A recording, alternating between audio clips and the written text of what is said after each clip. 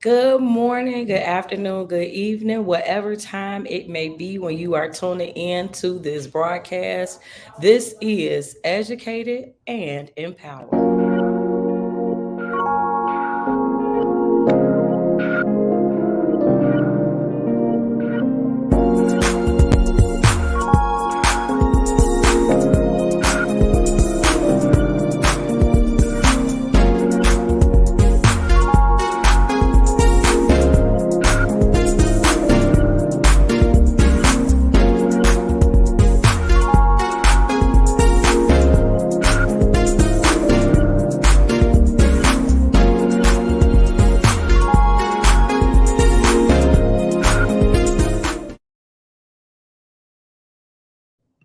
Hey guys, hello, Miss Shalonda. Thank you so much for tuning in. And I do apologize. I know that I'm coming on a bit later than I said, but you guys know my rule. I am going to be here within the hour. So if I say at 5, I will definitely make it here before 6, right? But in either case, thank you all so much for tuning in. I cannot believe it is Friday already, the end of the week again. And so on today's show, this is the relationship edition. If you all have figured it out by now, every Friday we talk about something different, right? So on the first week, we talk about parenting. The second week, we deal with relationships. Typically, on the third week, we deal with current affairs. And then on the fourth Fridays, that is our political Fridays. And if there happens to be a fifth Friday, then, we just kind of it's a hodgepodge. It just depends on what I feel like, right? So in either case, we are talking relationships on today. And it was very interesting. I kicked off for those of you who are on Facebook. Early this morning, I threw out there a question. And the question that I posed asked, like, which is the relationship that you value most, right? What is the relationship that you value most? And I was really pleasantly surprised with so many of the answers. I want to say about 20 people responded to the question.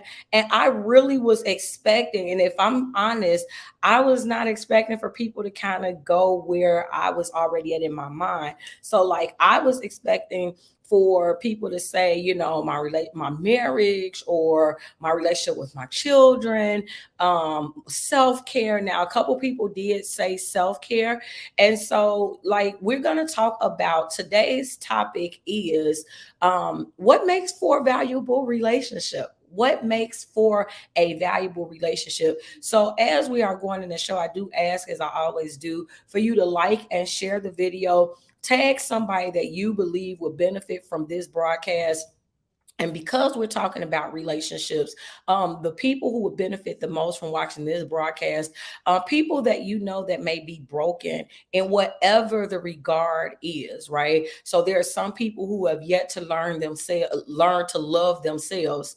Tag those people who have yet to learn themselves. Tag them. People who may be in a struggling relationship, tag them. So anybody whose life may seem a little imbalanced, those are the people that we want to tag today, because my belief is that in many cases, the reason why our relationships may be seemingly off balance is because something is missing, right? And so, what I want to talk about today is how do we identify that something? Or again, going back to the question that was posed, what makes for a valuable relationship? And so when I was thinking about this earlier, I was kind of thinking about the fact, Nigel, look in my pocket and bring my phone. I'm sorry, y'all. I know that's not professional, but y'all gonna go with me.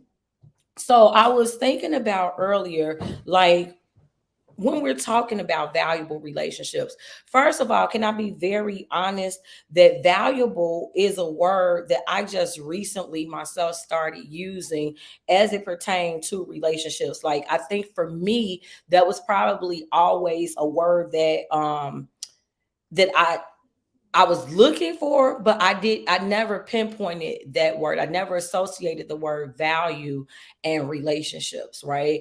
Like most of the time when you think about relationships, and again, I don't care what type of relationship we're talking about, most people will identify certain quote unquote key ingredients. And so I said, you know what? When we're talking about it, when people say, oh, this relationship is valuable, I wanted to kind of identify, and what I want you all to do is put in your quote unquote key ingredients, because that's, we're going to break it down two different ways. So we're going to look at it as though we're going to look at these valuable relationships, number one, as though we're making a cake, right? And so, you know, when you're making a cake, there are key ingredients that you have to have, regardless of the flavor of cake that you're making. There are key ingredients you have to have. You gotta have flour, you gotta have eggs, you gotta have sugar. Like if you don't have nothing else, if you're making a cake, you want to have those things, right? Typically, you're going to want to have some type of, whether it's butter or vegetable oil or whatever, depending on what type of cake that you're making. There are certain key ingredients. I don't care if you're making it from scratch or if you are, excuse me, if you're making it from scratch, or, excuse me, I'm sorry.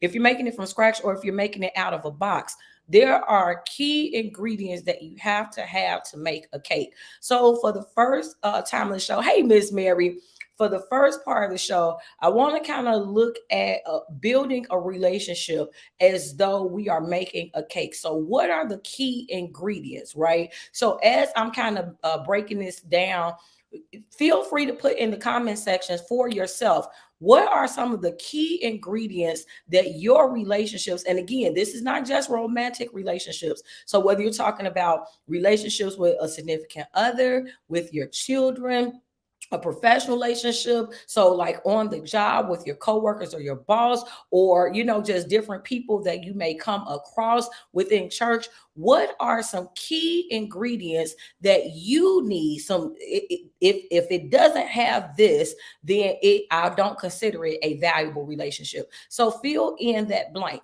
So for the first half of the show, that's what we're really going to do, is we are going to break down a relationship as though it's a cake, or it's food, it's a recipe. And so these are the ingredients that this relationship must have to be considered valuable, right?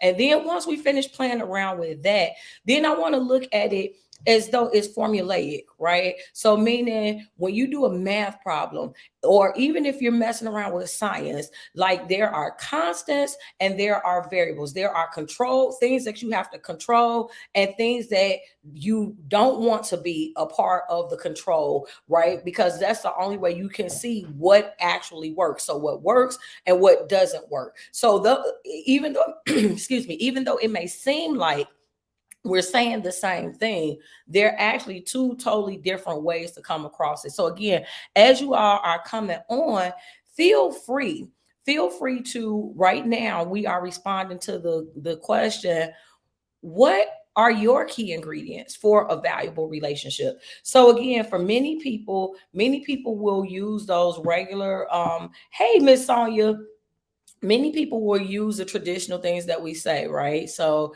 love, trust, understanding, communication. So, for many people, those are the key ingredients that a relationship has to have, right? And I remember doing a talk some time ago where we were talking about there were some women who felt that love was actually optional, that it was not necessary to have love in order to have an effective relationship. And so that kind of became its own controversy therein. So there'll be a lot of people that say, regardless of what type of relationship it is, that there has to be love. Love has to serve as the foundation. But then there'll be some people that will say, you don't have to love me, but you do have to respect me. So they will say that the key ingredient is respect. So what is your key ingredient when you are looking for, when you're looking to become part of a relationship? So again, whether it is with a significant other, whether it is in a partnership, and I'll even go with you with spiritually speaking, what makes you connect more so with God, right? And we'll hold that discussion off to the end. That's going to be the last piece of this puzzle from the spiritual perspective, because again, admittedly, when I asked the question, that's really where I was going with it, was the most valuable relationship. But we're going to end the show about that. So first, key ingredients. Second, constants and variables, and then third, we're going to close it out on a spiritual from a spiritual perspective. So for me, I feel that again, I'll go back into why it is that I never really use the word valuable as it pertains to relationships. I think that it really started or stemmed from the fact that because I suffered with low self esteem for so long, right? And so, whether you want to mean that, take that to mean that I didn't think of myself as pretty, I didn't think myself as special, so I suffered. I didn't see myself as valuable. Okay. So for me, since I didn't see myself as valuable, then it was very hard to expect that from any other relationships, if that makes sense. So it's like I can't expect from you what I don't expect from myself. And I think that for many people, that's one of the reasons why relationships suffer, is because we come into it either ill prepared.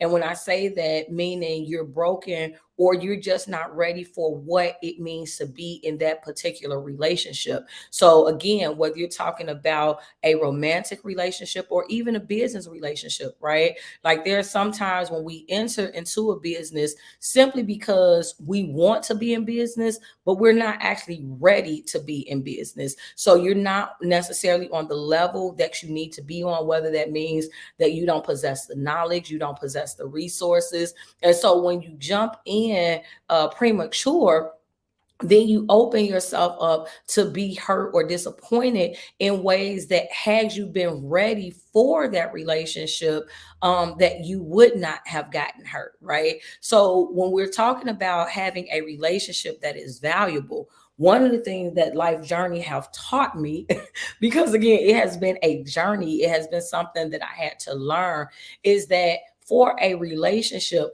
to be considered valuable, it has to be mutually beneficial.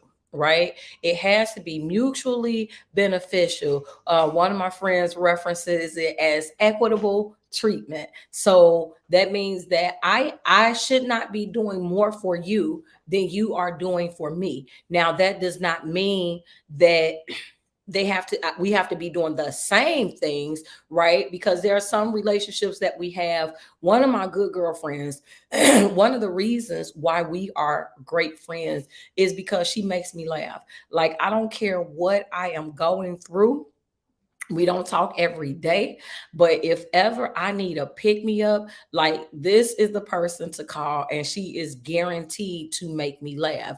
Now, I am not always the, most comical type person by nature. Many people say that I'm funny, but I be dead serious, right? And so, by nature, I am probably sarcastic and, say a prayer for your girl, but I'm working on it. So, but I'm not comical. So most of the time, if somebody calls me, they're not calling me because they need a laugh. Okay. Like, with certain people, depending on what the situation, what the conversation, then yeah, I probably am funny, but I'm just not naturally funny. I am not naturally animated. Okay. So those are things that's just not naturally who I am. You might get it up out of me, but that's not naturally who I am. Right.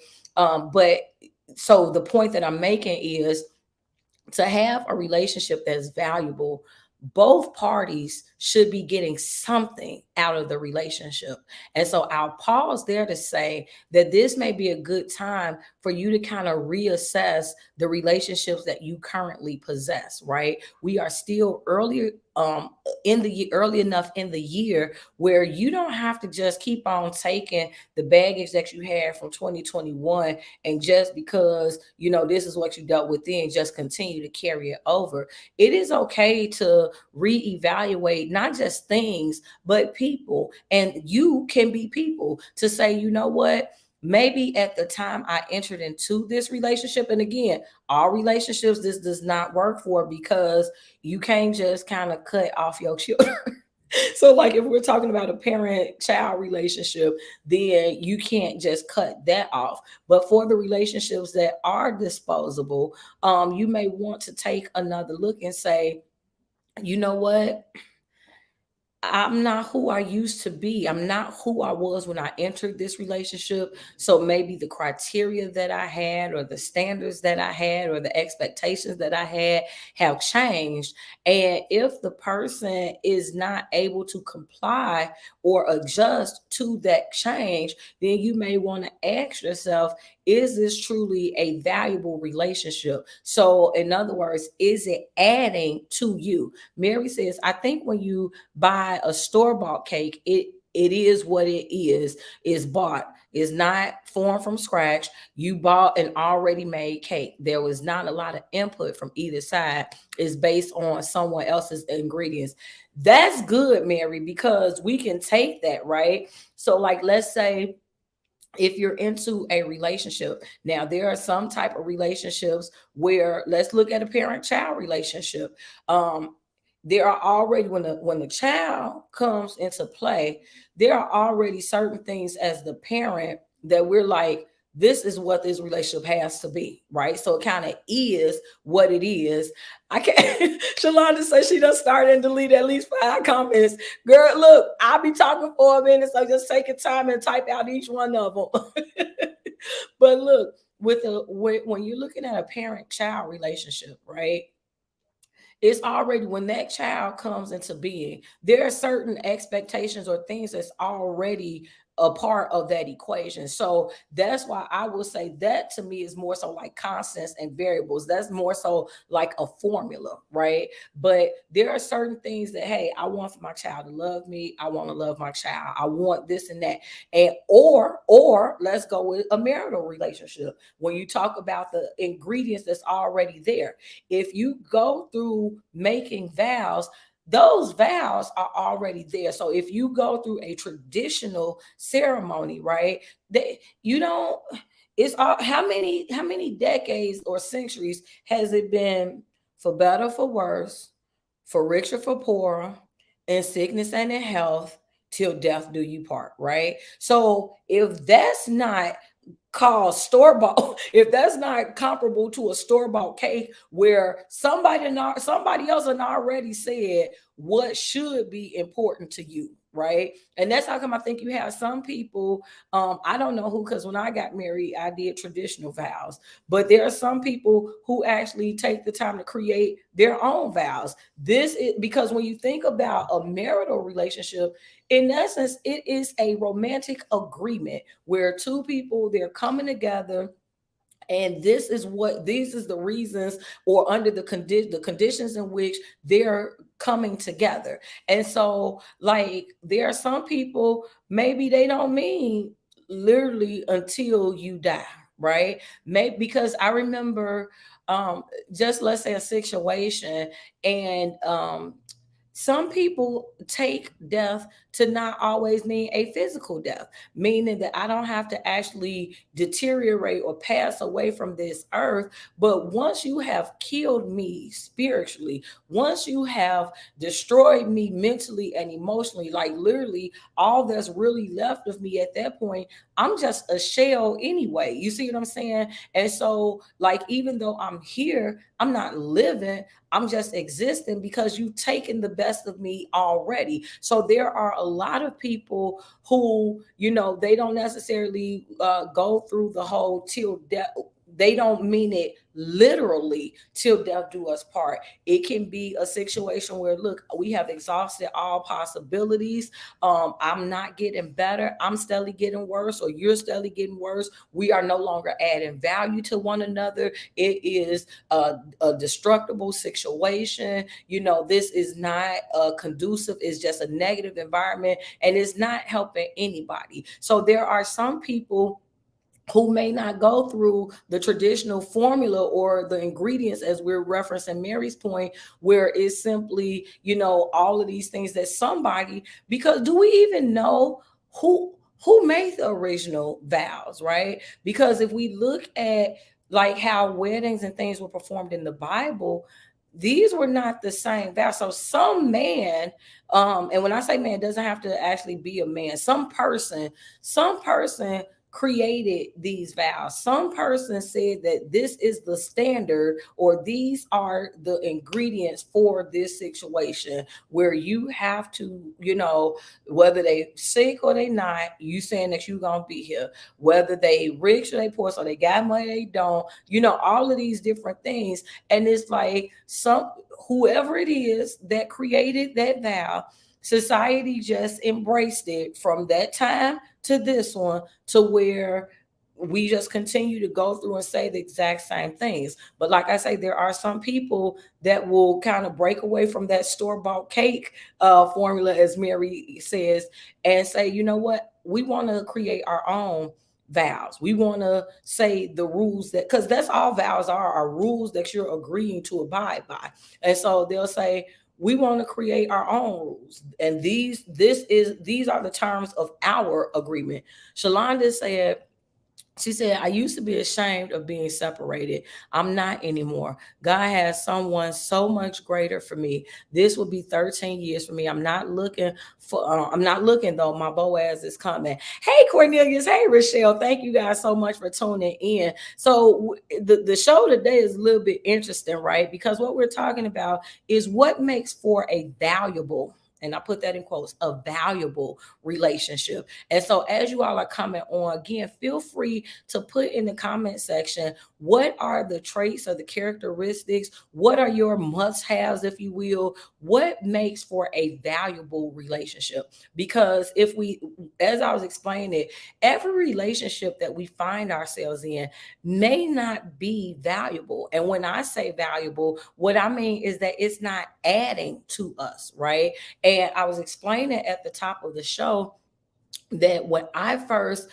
started thinking, and again, this is not just the example I just used was for a marital relationship, but this is not just as it pertains to a romantic relationship. Whatever type of relationship, personal, professional, or spiritual, what makes the relationship valuable? What are some key ingredients, if you will, that you must have in order for a relationship to be valuable?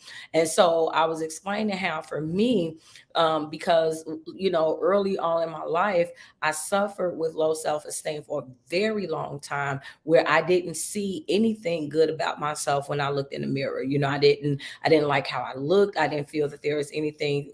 I wasn't pretty, I wasn't special, and it wasn't necessarily a pity party. That was just my truth. I didn't go around, the way that we were raised. It was you could either be pretty or smart, like our parents, maybe they meant to, but me and my sister just didn't get it. Like it was not that you could be both. You had to pick which one you would be. And they kind of strongly encouraged you to go to the side of intelligence, because, looks would fade away. And so you want to have something that would last you, which is your intelligence, right? So they were strong advocates of education, making sure that you were independent, you were able to take care of yourself. So those things I picked up, but in so doing, there were a lot of things that was missing from my own personal self. So even when you're talking about having a valuable relationship with yourself, a lot of times now this whole self-care thing is a hot topic. But when I was coming up, self-care was not a thing that people talked about all the time. Like I say, even now, I wish that self-care was, because I feel that if my mother had known about self-care, that maybe she would not have passed away at 45, because in those days it was do work work work, especially as a woman, you have all of these different things that you have to do. You got to tend to your husband, to your children, to the house, to this, that, and the third. And so you were always the last thing on the list, and many times you didn't even make it to your list. And I think that sometimes seeing that becomes hereditary, right? So that for me, it was always a concept of putting other people first. I remember when I first started having my children, and my sister would always try to do something nice for me, or she'd try to give me something. She'll say, "Hey, come on, I'm gonna take you out and I'm gonna buy you this or buy you that. What do you want?" And I always gravitated to games for the kids or appliance for the house, and she's like, "No, no." I said, "What do you want?" And to a point, I didn't even really know anymore because I was not able to separate who I was. My identity had kind of gotten lost in the house identity, right? And so the point that I'm making though is that from early on, this is why I believe that it is so important to start instilling in our children their value, the fact that, and not with a sense of conceit built in, right? Not about being arrogant or boastful, but to understand that you matter, and so because I think that when that's not there, then you end up taking on things that you wouldn't take if you felt that you did matter. And so for me early on, value was not a word that I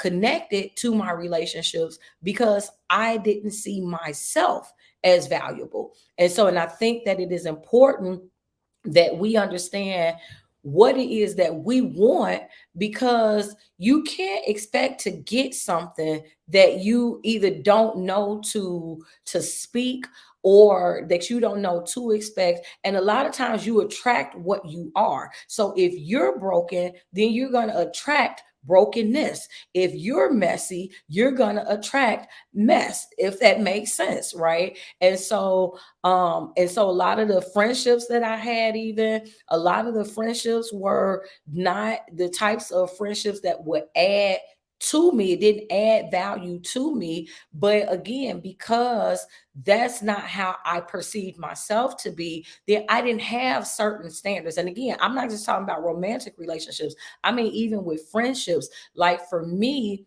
because in addition to suffering with a low self-esteem, I suffer with rejection and abandonment issues. So for me, it was like when I got friends, then I just was willing to do whatever I needed to do. So if I had to do your homework, if I had to do this for you, watch your kids, or do your hair, whatever it was that I had to do, I invested my talents, my whatever, just in being able to keep them, right? Because I didn't want, because I didn't see myself as special. So it never occurred to me that people were my friend because of who I was. I always felt like it was just because of what I did, if that makes sense, if anybody can identify with that. So it was always, for me, it was always that I need to do this, do this, do this, not just be who I was. And so much of that was because I didn't value who I was. Mary said, my ingredients and your ingredients may not be the same thing. Absolutely. She said, I want rum and I want rum in my cake. She said, I may need more rum to prove that it is a rum cake. You may not want rum. I may have suffered emotionally. So I need more rum. You may be secure, so you don't need that ingredient. You're happy with the status of it being said.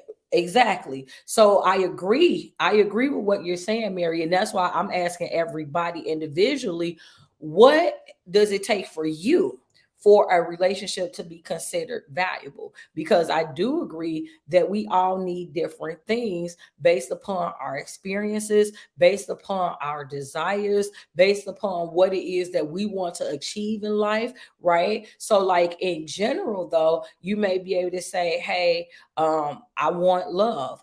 I want respect. I want I'm trying to think, communication. A lot of times when we talk about relationships, those three I think are some of the ones that come up the most.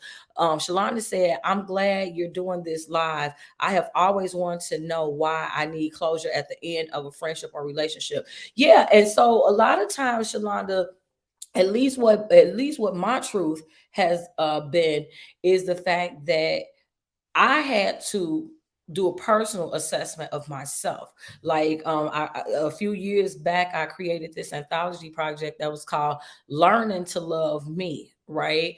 And for me, when I created that, I think I was 35. So at that point in my life, at 35, I was just getting to the place where I was learning. Not I had mastered it, but I was just starting to learn to love myself. Like, and for a lot of people, people look at your titles, or they look at the things that you have, or the people you're connected to, and they automatically assume all of these things about yourself. They assume that you must be on top of the world. You must have all your stuff together. You must have this and the third. And so many people have no clue how much I was suffering behind the scenes, just trying to figure it out, right? Because I will say that once I lost my mom, that really that took me for a curveball that I was not ready for. I was only 22 when my mother passed away. Like I had not even been married for a year yet when she had passed. Like I had literally just graduated from college, and then a few months later, I found out that she had stage 4 cancer with 6 months left to live. So I'm just now really kind of becoming an adult at 21, and then I excuse me, I end up getting married at the end of that year, and there was so many things about life, child, that I was not ready for, that I didn't know. Because even though I had lived by myself, like I moved out when I was 19, but it's so different when you, like, going to school full time. Because I was a full-time student and I worked full time, and I did that for a year and a half until I graduated. But that's so different than having to know how to navigate life. That's so different than having to know how to be a spouse, how to be somebody's mama, how to, all of these different things. And so my point is that when you start out at like in the red, just with who you are as a person, when you start out not knowing yourself, not loving yourself, or even if you say you love yourself but you don't value yourself, I don't know if you can love yourself without valuing yourself. But when you start there, it's going to be a bumpy road, because people can identify that brokenness. And everybody that you encounter that's able to identify that brokenness does not have a good heart, does not say, oh, I'm not going to take advantage of this. Many people, when they see that you're broken, they're like, ding, ding, ding. Okay. That's just like, with the scammers I always tell y'all about here, and that's out here, and they see that you green. And so they like, oh, I'm finna get some green off of her greenness, right? You don't have a lot of people that's going to take the time and actually pour into you what it is that's missing, because by nature, most people are selfish. Most people are trying to get what they need for them. And so when they come along and they find somebody who don't understand their worth or their value, they're like, oh, okay. Well, look at, I'm about to come up right about now. Rochelle said, one thing I would say for a relationship to be valuable for her is that that person respects her time as well as her, and not waste her time. Look, let me tell y'all something about time. I done told y'all a whole lot, especially being a entrepreneur. It's one thing when you waste my money. It's a whole nother something or another, and something and another, if you waste my time. Because my money, I can potentially make my money back. Excuse me. My time, you're not gonna waste my time. Like, and I'm gonna tell y'all like this. I don't care what type of relationship it is. I believe in what they say, vetting somebody. Look at here, you show enough, right? She says time currency, time is our currency, and that is something that we cannot get back. Absolutely. Let me tell you, I will vet a person in a minute, because and again, let me say this. This ain't something that I've always known to do, always felt that I was worthy to do, right? Because for me, again, that low self-esteem piece, This is one of the reasons why you want to hurry up and learn to love yourself.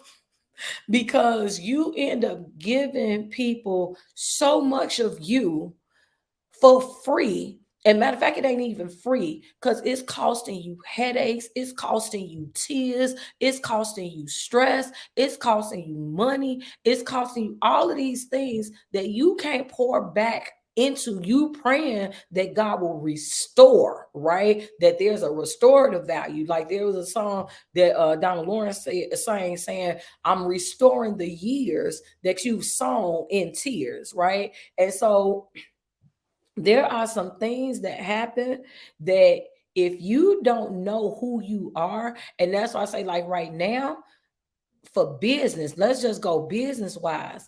I don't just talk to everybody for free. That's all the reason why it's consultation fee. Like you get the first 15 minutes for free, but no, you're not finna waste my time because I got a whole lot. Anybody know? I got a whole lot of stuff to do. So what's not gonna happen, you ain't finna just pick my mind for like not only hours on end, but days at a time. And I ain't getting, wait, what am I getting out of this? So for me, I really feel like that is something that we as people need to ask ourselves when it pertains to trying to determine if a relationship is valuable.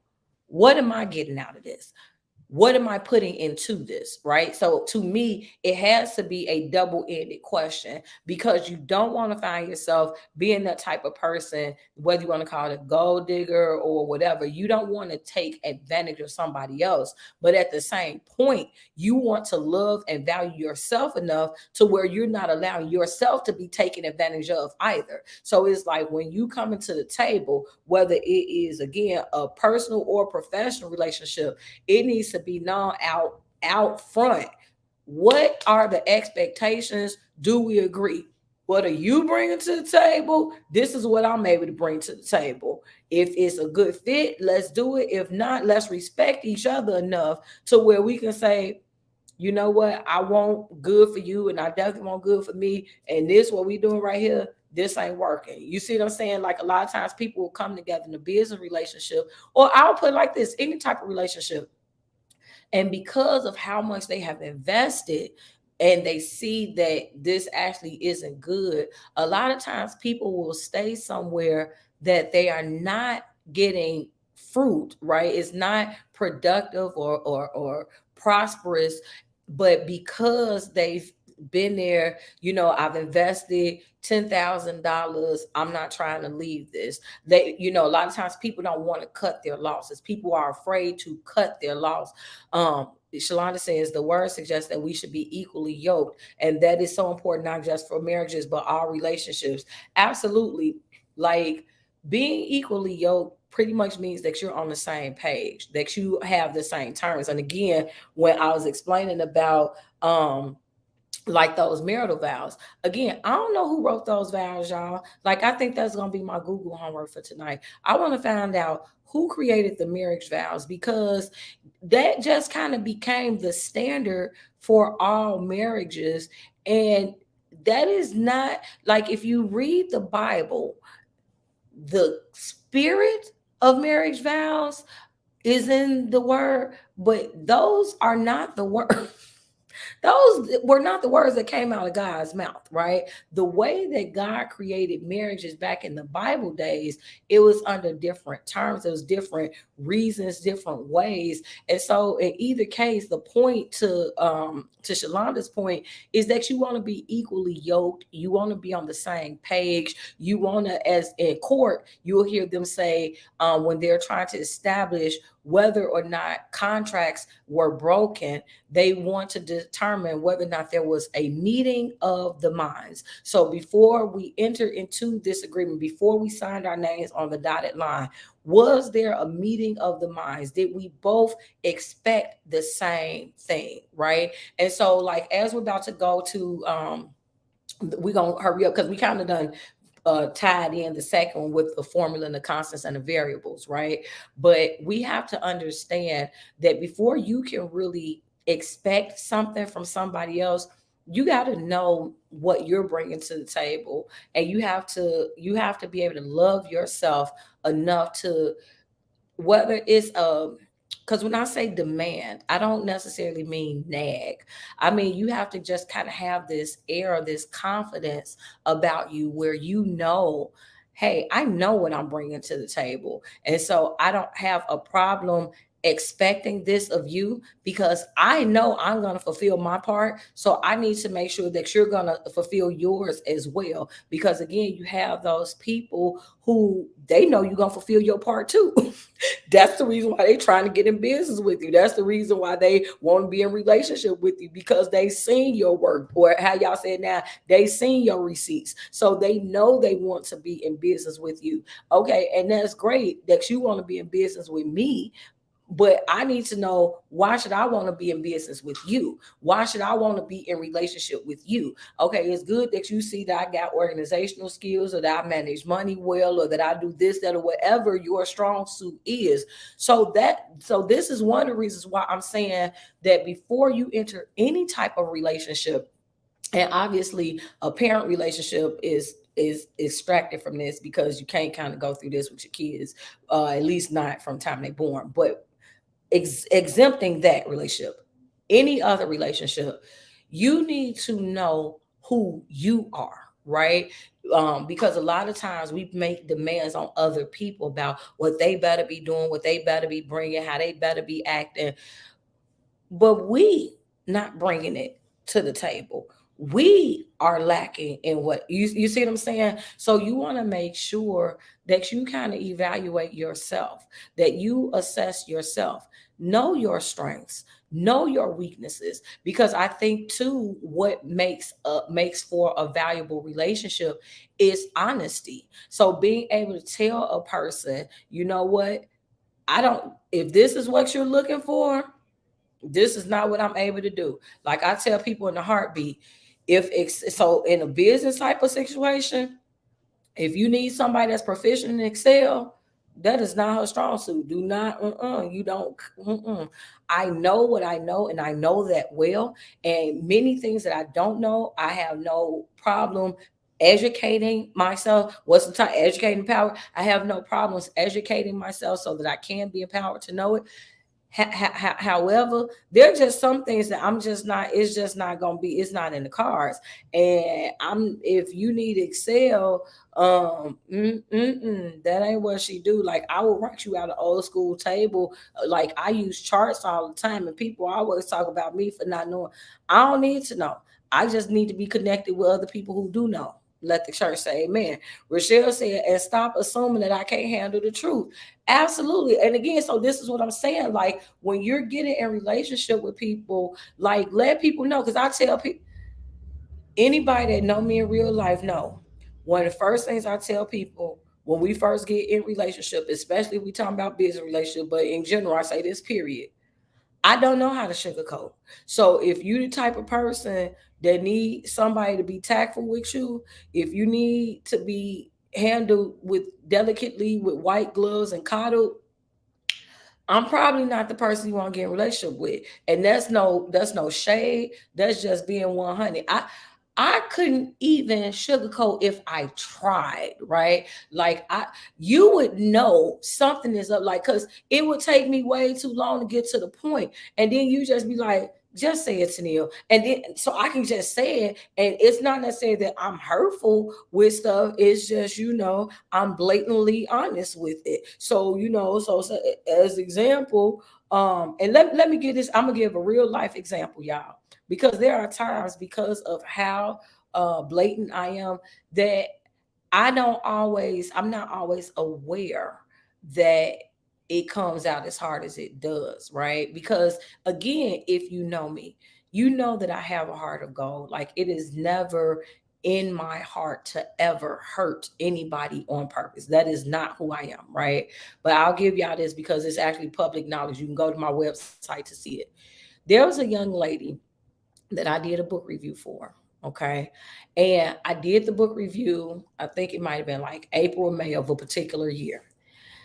And I didn't know, like, I genuinely didn't know that she considered it a negative review, because I'm a type of person that if you are struggling in a particular area, I'm just going to say what it is. But again, I am not one that breaks you down without building you up. So if I give you constructive criticism, like I'm going to also tell you, but this is how you can make it better. And in most cases, I'm probably going to tell you, I can help you do whatever it is to make it better. So in either case, the point is almost a year later, she came to me and she told me, she said, I wasn't gonna say anything, but she said, I want to come back and I want to thank you. She said, because when you reviewed my book, she said, it really hurt my feelings. She said, however, after I got over myself,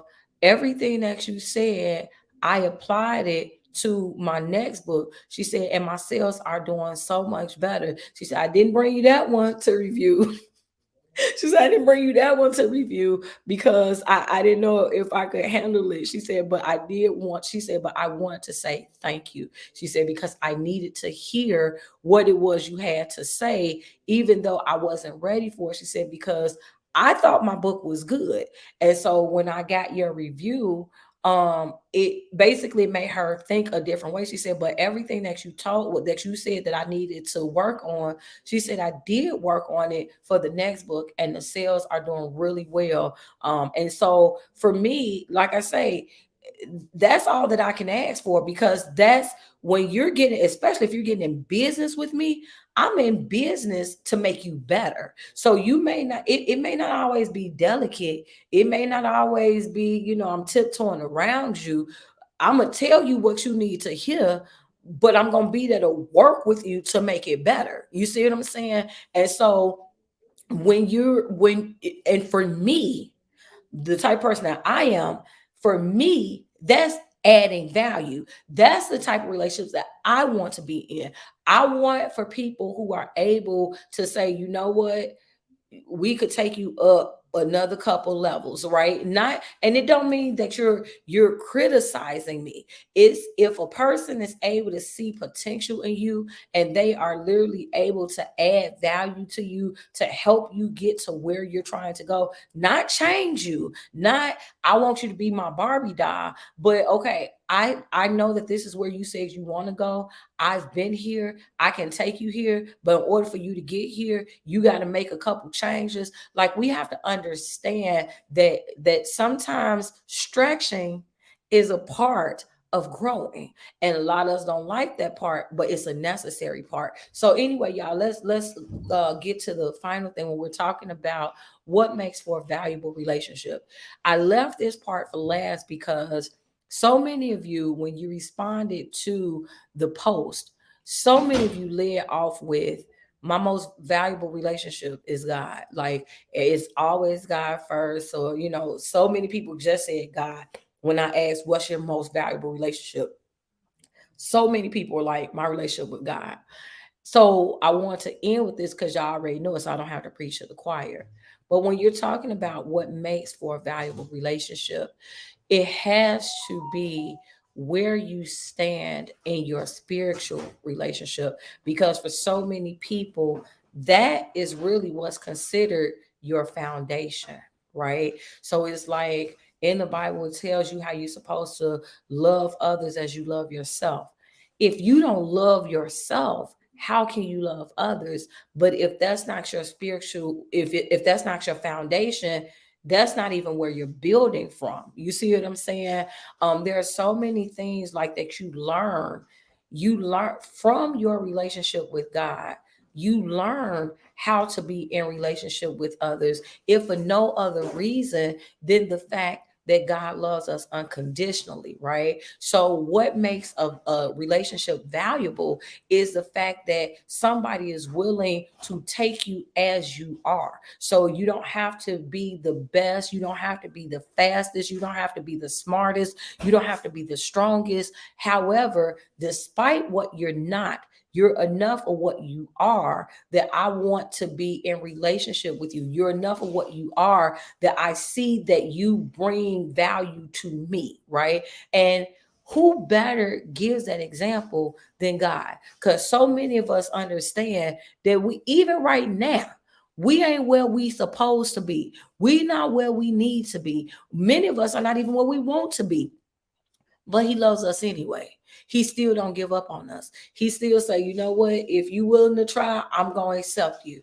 And that's really what helps you to become valuable, to become the person that you're looking to be, because you have somebody who's willing to not give up on you despite your faults and your flaws, right? And so in either case, y'all, I just wanted to kind of come on and just deposit something in you all, deposit some positive, um just some positive goodness in you, because I think that so many of us, if you're anything like me, you may have not even known or considered yourself as being valuable, right?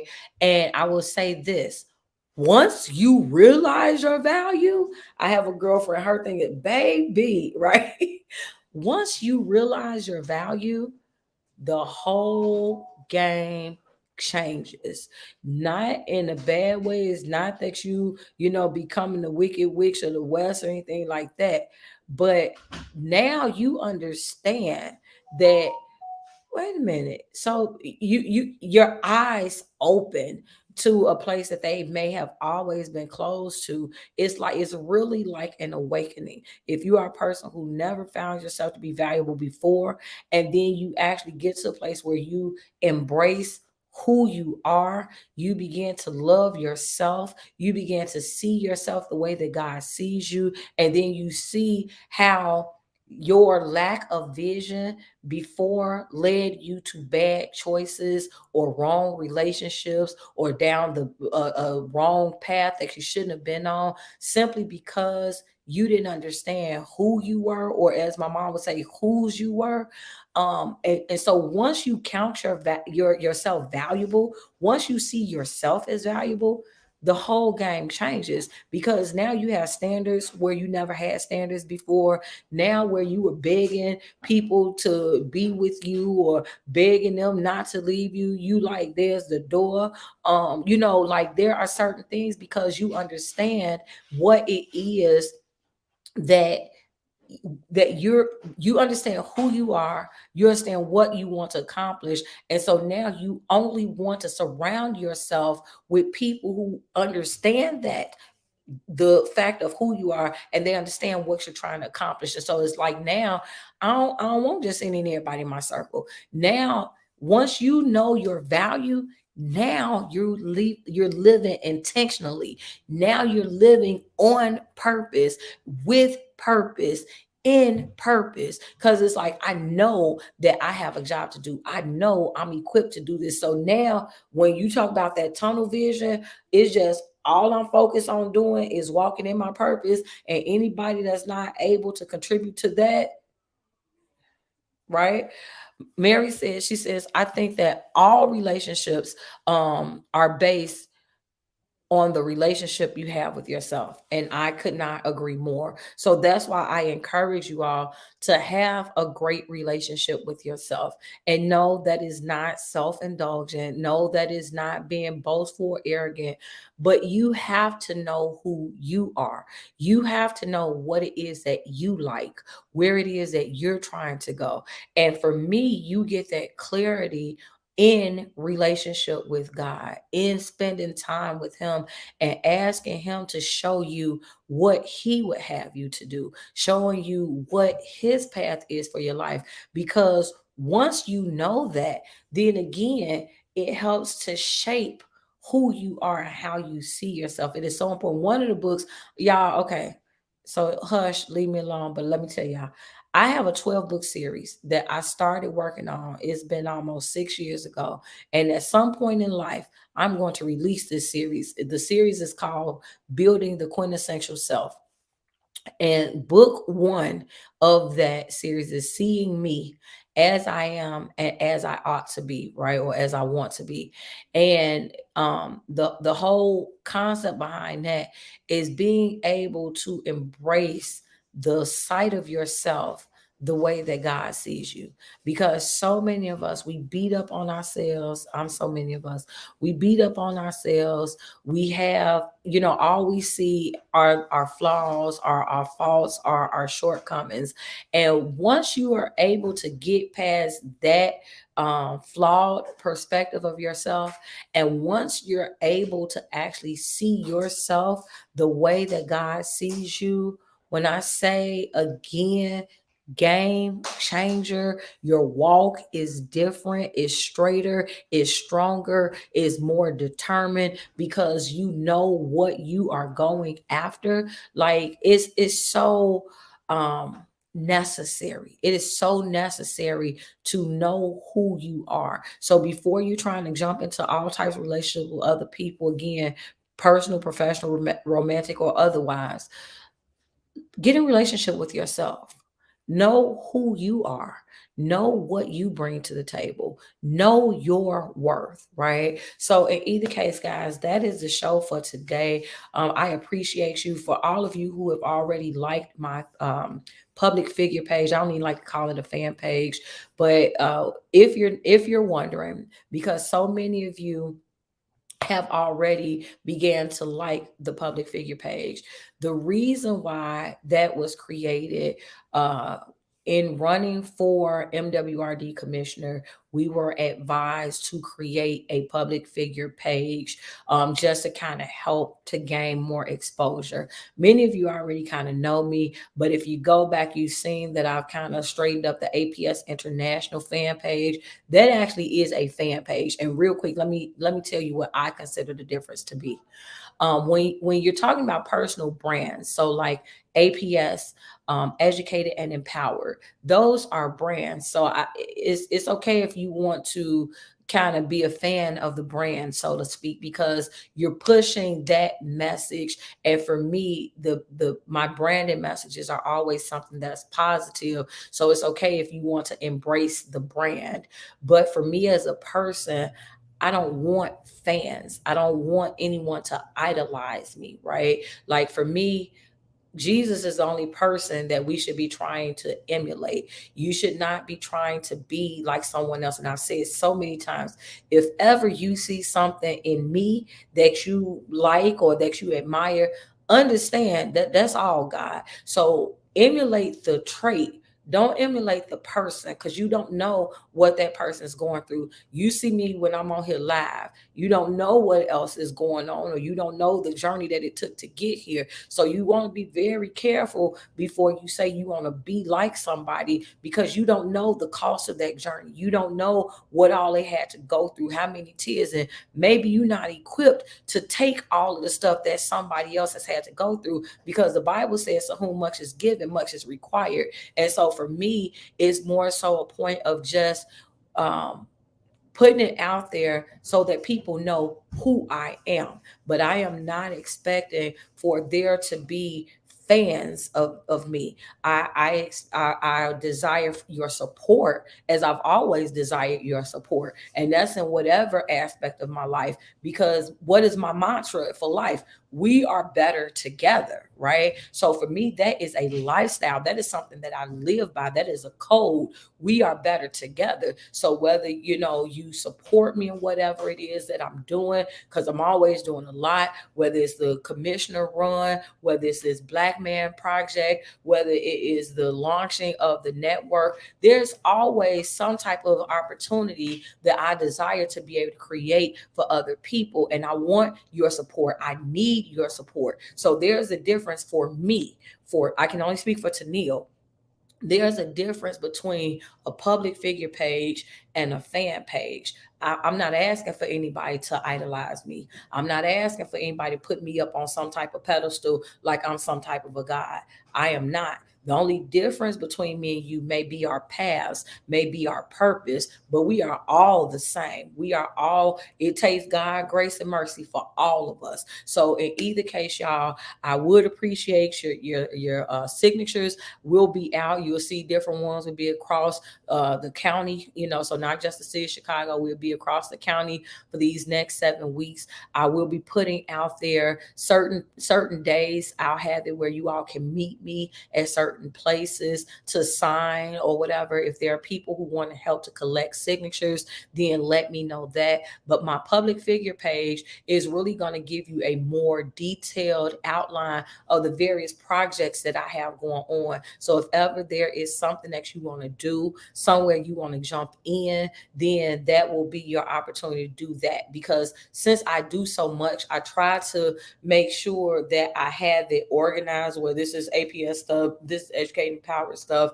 And so the brands are now having their own life, they have their own identity. And so for me, I'm kind of just like laying it out. Hey, this is what it is that I do. And if you all want to be a part of it, you're more than welcome to join me in this journey. So in either case, y'all, thank you so much. If you enjoy what you heard, feel free to hit the like and share button, tag somebody that you believe will benefit from this broadcast. You all have a great rest of your day. And until next time, you all stay inspired.